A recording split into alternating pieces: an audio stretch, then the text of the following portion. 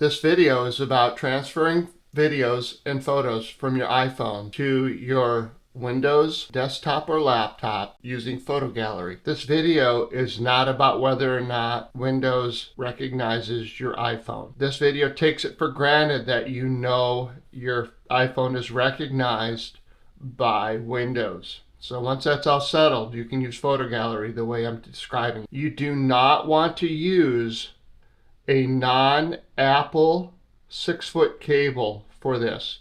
So the cable that you're going to use between the phone and the computer is going to be 3 foot long if it's not Apple.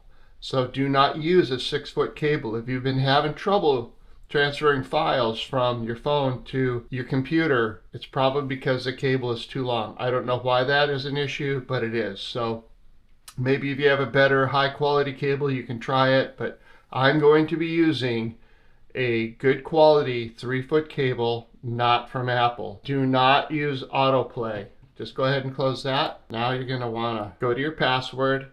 When you get this screen, tap allow, put your password in. Now you'll notice that after I put my password in, nothing is happening.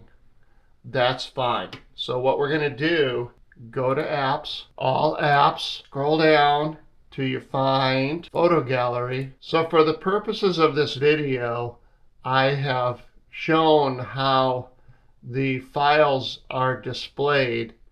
But the first thing I want to show you is that you will see over here that this device is recognized. So if you don't get Apple iPhone in this area right here, that means your device is not recognized. This is not going to work. So what happens is that Photo Gallery will see the folders the way Apple has them in your phone. So if you've ever opened up the iPhone storage, you will see that it's got a bunch of little folders. This does that, but with dates. So we can import it two ways. We can use import or iPhone this way. So it's going to be looking for the photos. So I'm going to cancel that. So I'm going to go up here and use import. See how it says this right here? Apple iPhone. It's basically the same thing as this. So you could hit either one. So we're going to go ahead, hit import. See how it does the same thing? I'm going to cancel importing because I want to show you what happens. See how it says refresh? Refresh sort of is a restart. And that means if you run into trouble and it says that no photos or videos were found,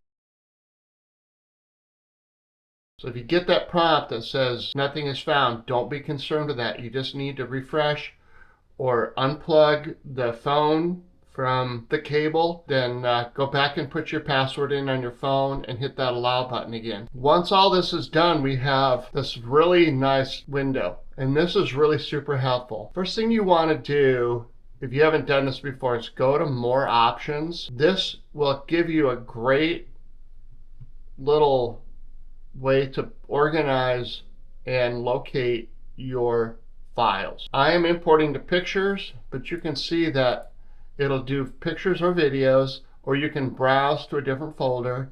You can name the folder. There's all kinds of stuff that you can do here just to sort of make it more organized while you're downloading. I don't ever delete files from device personally. I'm really nervous about that, so I don't do that. So we're going to close this out. Also down here, it says change default autoplay options.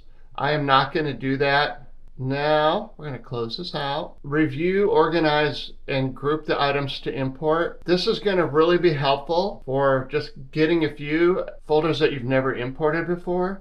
If you haven't backed up your phone and you've never imported, then I recommend importing all new items now, and that will mean all of the stuff on your iPhone if you've never done this before. So this gives you a chance to hit this.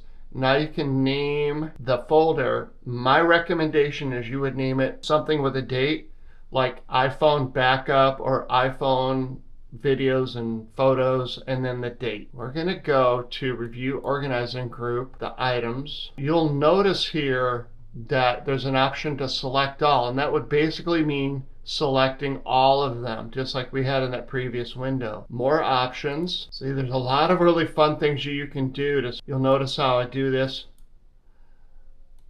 It expands the date range. You're clustering things in larger groups. So if you want to do things individually and you got a sense of what's going on. Now for privacy, I am not going to do this, but you can view these things by hitting view the items. So it makes it really easy to see. If you've ever gone into your iPhone folders, it's so hard to do this, and this makes it a lot easier. So what I do, hit select all and then deselect. So this now means that none of the boxes are checked. So now I can go down and click the ones that I want to import. It gives me a sense of how recent these photos are.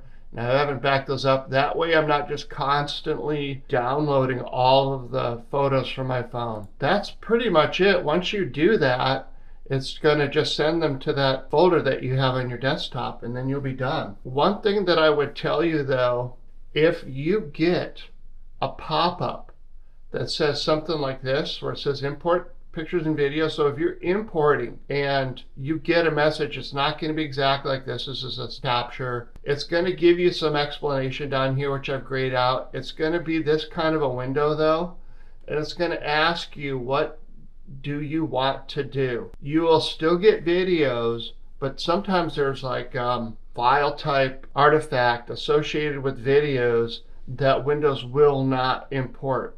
The video will typically still go through, but that little sort of orphaned piece of information won't go in.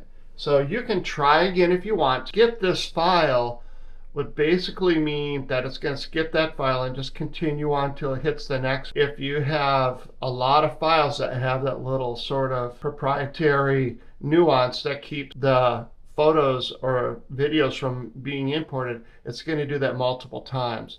So this is what I do. I choose this one. So the errors that are going to be associated with those videos, those are going to just be ignored, and it's going to go ahead and import everything the way you would see it. So hit skip all these files with errors and then continue when you get to this little pop-up here. If you don't get it, fine. But if you do get it, those are some things that you can do.